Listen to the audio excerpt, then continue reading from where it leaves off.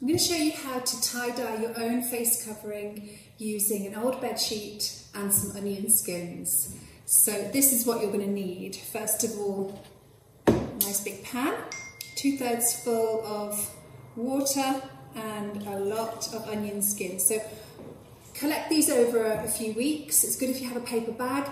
Just keep the dry parts of the skins, otherwise it'll end up going mouldy. And when you've got enough, then you're ready to go. You will also need some old cotton, so maybe a pillowcase or a bed sheet. I've already made a start on this one.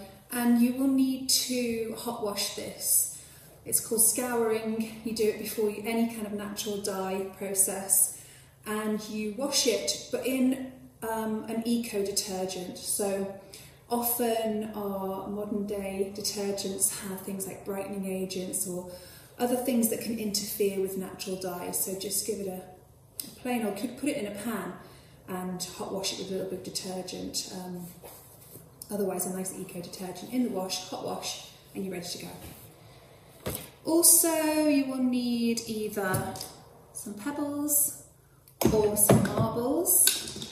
These are going to help us create the patterns on the fabric. They'll be tied in and they'll create what's called a resist or a white area, giving us some contrast. So there's some tiny pebbles too. String or elastic bands, some scissors or a rotary cutter, a couple of bobbles to tie around the ears, or some elastic. A needle and thread, or if you fancy, a sewing machine, and you're going to go online to get a free pattern. And a good place to go is bigcommunitysew.co.uk. You can choose a fitted face covering or a concertina style. I'm going to make both. And yeah, before you start the dyeing process, cut out your fabric, and with the shaped face covering, stitch up these front seams so that the patterns match all across the mask. And that's what you need. I'm going to show you 4 different tie-dye techniques, just really simple ways to pattern your face covering. So you've got to this point with the front piece stitched, and you always want to tie-dye on the right side. So to enable this to fold out nicely, I'm just going to chop into the edge. So I'm going to cut, not all the way to the seam, on a diagonal in one direction, and then just snip out little V shapes. And take some bulk out of the fabric so that when you turn it around, you get a nice curve.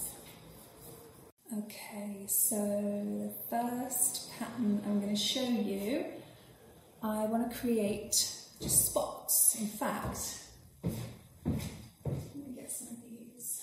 This will show it. This kind of effect. But because this is so small, such a tiny piece of fabric, you need really small things to tie into your cloth. So I've got some pebbles. You could also use marbles. Pebbles even smaller. Elastic bands. And let's get a few tiny pebbles out. Okay. So you put your pebble underneath on the wrong side of the cloth. I'm not going to put anything directly in the middle. I'm going to offset the patterns so they kind of balance. And just wrap the fabric around that pebble. Take an elastic band. I'm just going to double the elastic band so I'm not winding away forever. And tie it, or bind it tightly. Okay, so there's one. So I'm still trying to think whereabouts that's going to create the white mark, and then balance it out. So I'm going to go on the diagonal on the other side.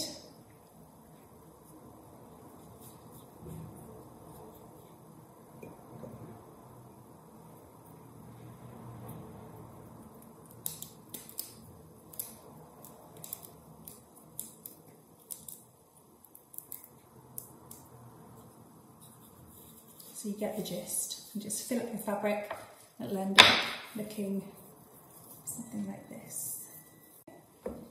So the next one, I've got one already cut. I'm going to open it out and create this kind of, just like a all over, like a cloud kind of effect.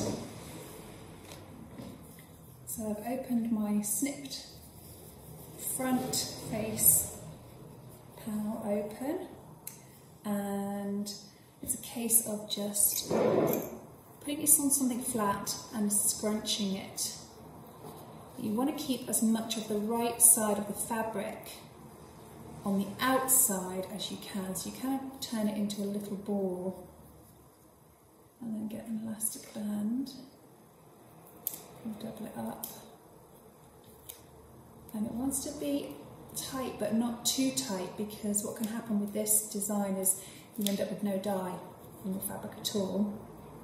So give it a little bit of movement and maybe just loosely that way. There's the second one. So for the third pattern, I want to make a white line that follows the shape of the mask. So what I'm going to do, I'm going to snip this one and just snip the edge.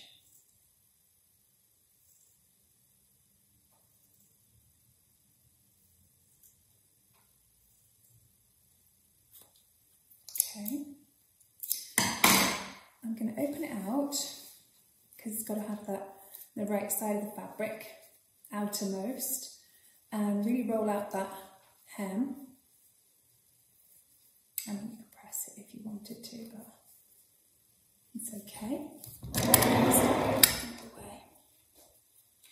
And so I know I've got a centimetre seam allowance, so I don't want my design to come just a centimetre in. I'm going to come a little bit beyond that and make sure the edges are nicely lined up. And so say I come in 2 centimetres, I'm just going to imagine a line and gather. So you know what, it doesn't have to be perfect either, it's quite fun just playing about and experimenting. And then you take an elastic band, bind it, and maybe you leave little gaps in between, so you kind of separate it out a little bit. That will create its own effect.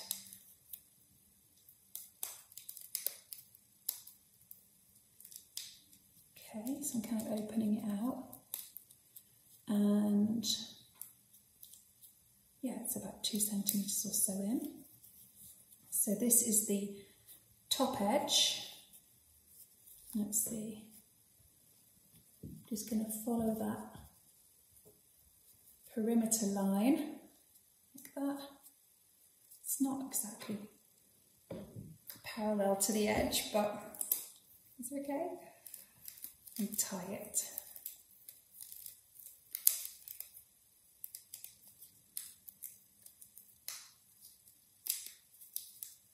Okay, so that's the third one. And I want to just make sure that, you know, the rest of the fabric is nice and open so the dye can get to it. Now for the fourth design, I want to make a heart on the front of the face mask. So again, I've got to snip my edges, turn it to the right side, get that nice curve, make sure the seams are fully open, give them a little roll out. And I'm going to lie it flat. And I'm just going to draw, I've got one of these pens that fades in the light. You can use a pencil, anything you like.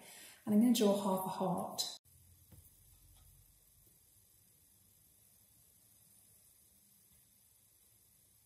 So again, I don't want to come right to the seam.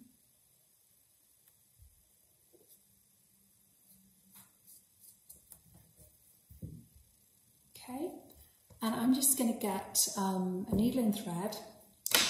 Dental floss works really well with this because it needs to be super strong, because you're going to stitch really loose running stitch, and then pull both ends together, gather it really tight and tight in a knot.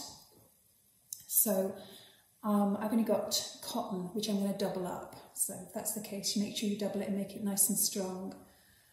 So I'm just going to go and stitch that. So I just tried this out on my thread snapped after I'd stitched it and gathered it all and tried to tie it. So I'm going to make it 4 thickness of thread. So I've threaded through both ends, so that's double thickness already. And I'm now going to tie myself a knot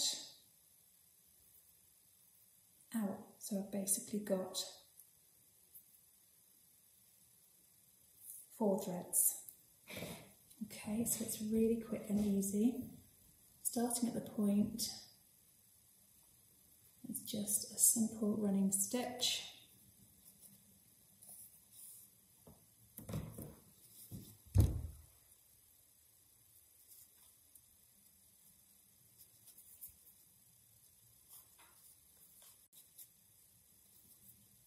I'm just going to make sure I get right down to that midline so I complete the design and then gather. I'm still going to be a little bit cautious in case it snaps again. So that's it's gathered. Get hold of my knot, pull that other end out.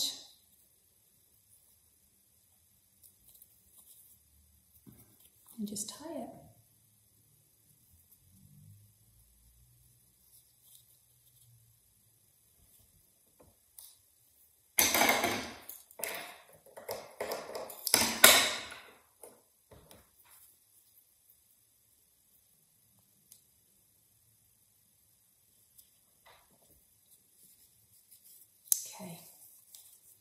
I don't know if it'll work, we'll see.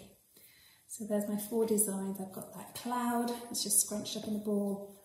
I've got my pebbles, making the spots. I've got a heart, maybe, and I've got a border design. Okay, so I'm just going to wet these samples now, ready to go in the pot. Give them a good wring out.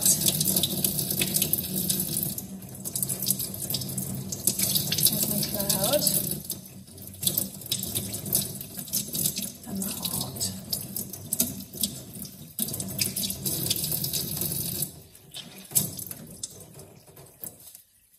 My wet tie-dyed face mask fronts, and they're ready to go in the pot.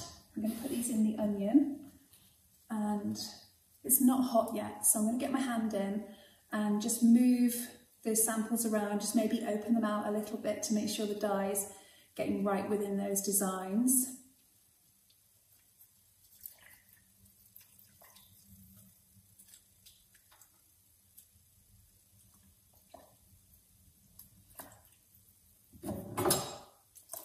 Give them a stir.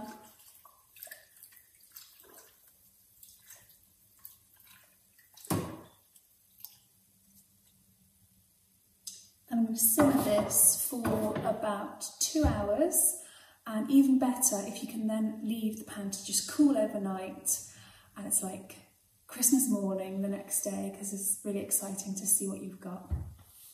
So I've just taken my first mask samples out of the pan of onion skins, and I'm going to see what's happened overnight. This is the just scrunched together pattern. And yeah, I mentioned that sometimes you end up with not an awful lot of colour, so I'm going to re-scrunch that, put it back in the pan for a little bit longer so that the white is showing, and then it should get some more dye onto it.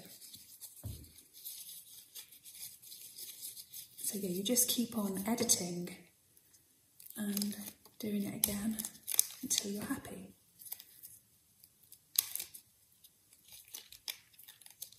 Pop that one back in. Okay.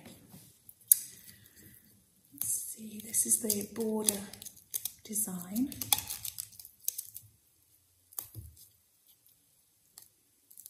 I try to keep my elastic bands to reuse them, but this one's snapped, so I'm going to cut it off.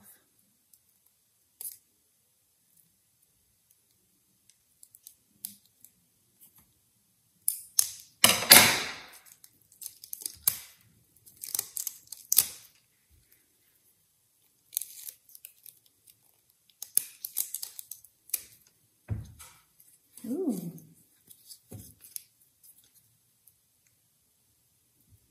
So this is just onion skin. I like that one. And this is the heart pattern, maybe, if it worked.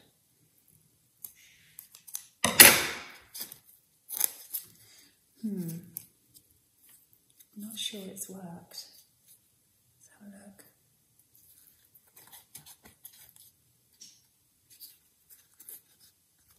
Maybe a bit of a heart. And the marbles.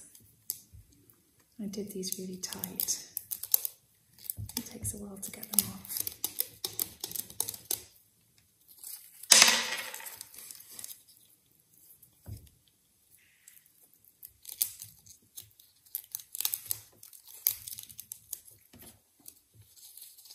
Actually, pebbles, they're not marbles, are they? Let's see.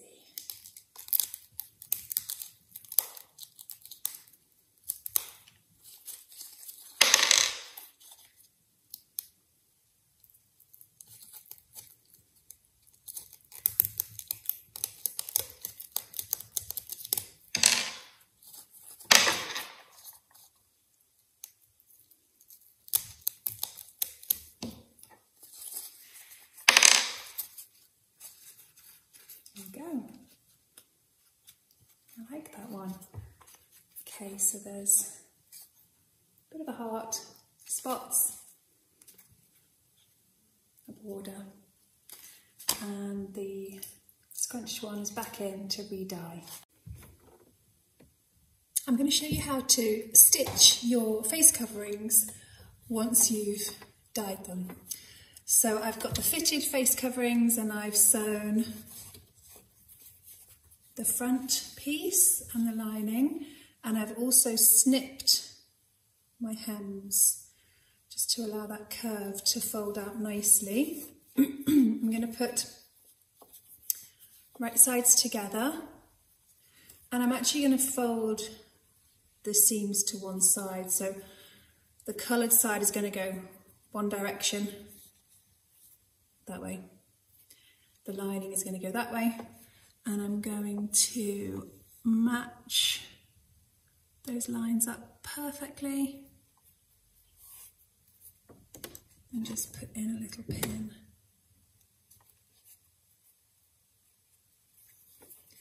And that's the only pin I'm going to use. Just lining up, and I'm going to curve it so that it's kind of in a curved shape as I stitch it.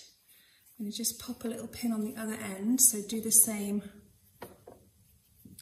with the bottom seam. Make sure that those seams are lying the same direction. That one's going that way, the coloured one's going that way.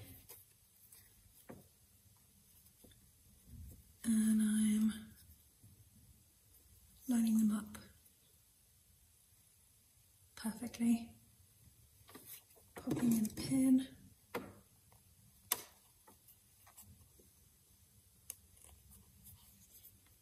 And I'm going to start with the flat side.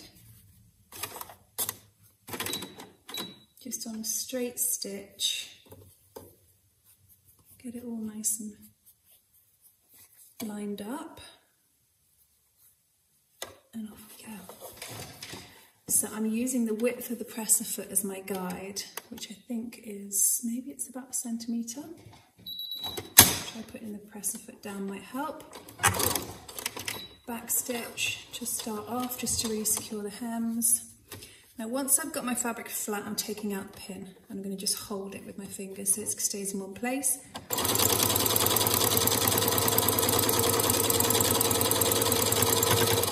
Once I get halfway and I know my seam is in the right place, then I line up the rest of the fabric.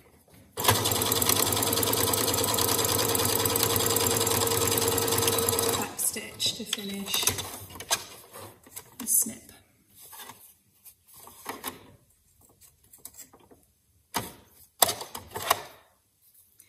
So now the top edge, the curved edge, I'm just going to take off that pointy part, I'm going to just curve it out as I stitch. So again, I'm folding it, rounding it. I've got my edges lined up. I don't need a pin. You might need pins. Put in as many as you need. Back stitch. And then I'm getting it curved. I'm getting that whole first half flat. My finger on the midpoint. I'm taking my pin out. I'm just going to follow the line. When I get near the curve, I'm going to slow down. Get my second half lined up and slowly flatten that point out into a curve. Now you may want to point, that's up to you. I'm just making mine curved instead. I think it's easier.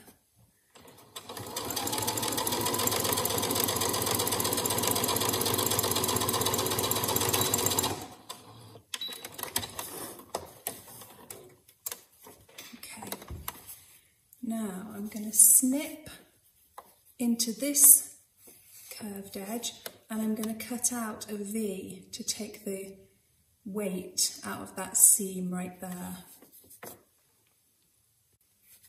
So there it is with the little notches cut out of the seam. I'm going to turn that the right way out now.